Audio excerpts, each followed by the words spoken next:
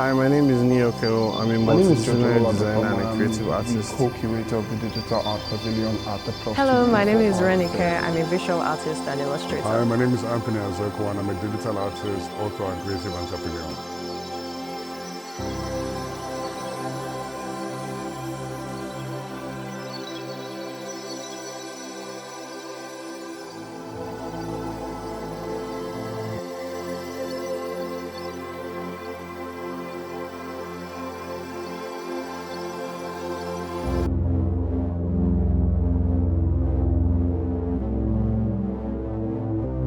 I think the biggest misconception about digital art patronage is that it cannot be exclusive.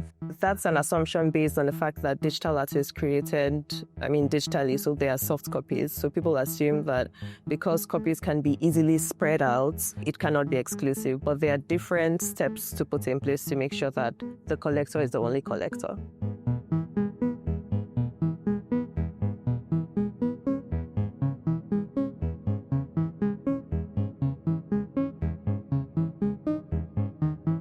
I would say that one of the biggest misconceptions is that it doesn't even exist. I feel like a lot of people look at the digital art industry and they don't understand or see that there is something incredible that is happening and has been happening for the past couple of years.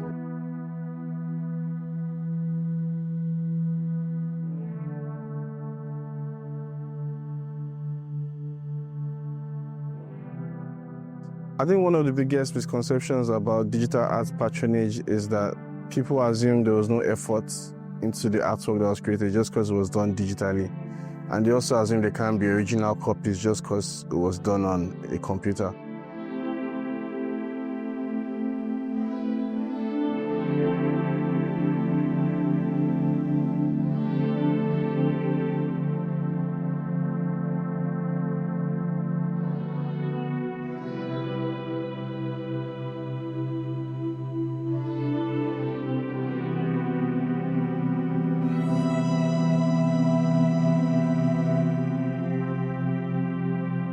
I feel like right now we're living in a future that I was dreaming about like 4 or 5 years ago, where you're finding more younger independent artists taking their own careers in their own hands. Especially with stuff like the NFT resurgence, you're seeing that there also is on the other end a group of collectors and people who want to be involved and have been looking for that entry point.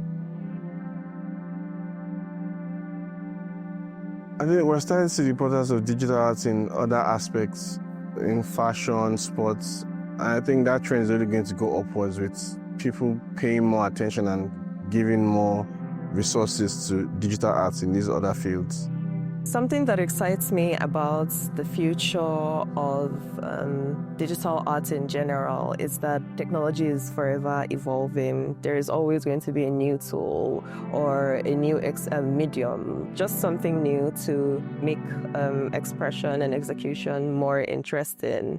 As regards patronage, I think people are becoming more open-minded to the possibility of exploring other options when it comes to collecting art, and it's only going to get better.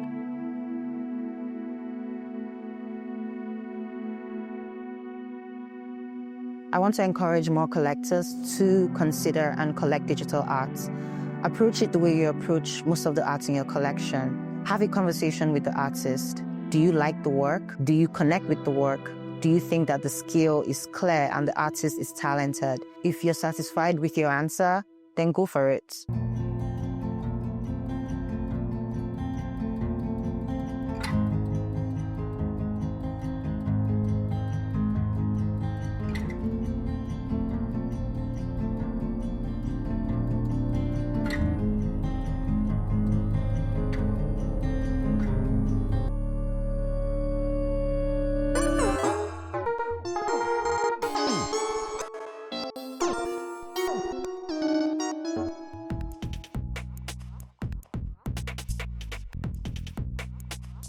Honestly, when I'm making my best work, I'm not particularly thinking about the collectors or institutions. I found that for me, my best work does come from me just not really caring and doing things that appeal to me.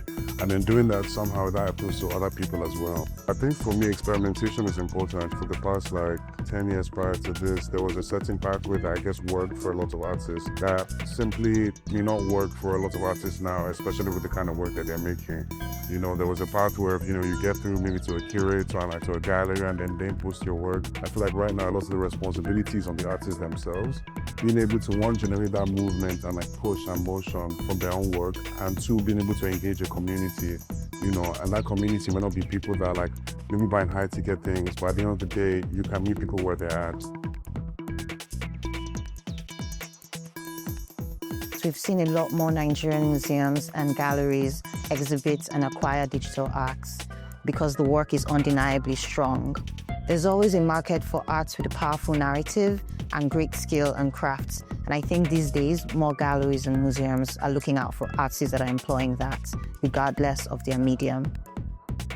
It's not just about selling, it's about belonging to a community. You can't just meet someone and say, hey, buy my art. It doesn't exactly work like that. You actually have to have a relationship with the people you want to not just buy your art, but also hype your art up. So it's about you yourself being there for other artists, retweeting their work, mentioning them in spaces they may not be in, and just really showing up.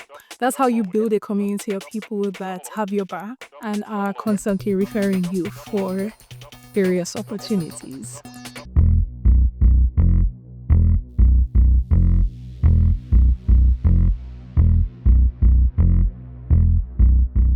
So what Plus 234 Arts has done or is doing is providing a platform for them to not only display, exhibit their work to potential patrons. The other thing that we've done is make sure that they're within an environment where they get to learn from the very best. So by putting newer and older digital artists together in the emerging section, what we do is make sure that they have a platform to learn, to see what other people are doing, and to engage better with their own art.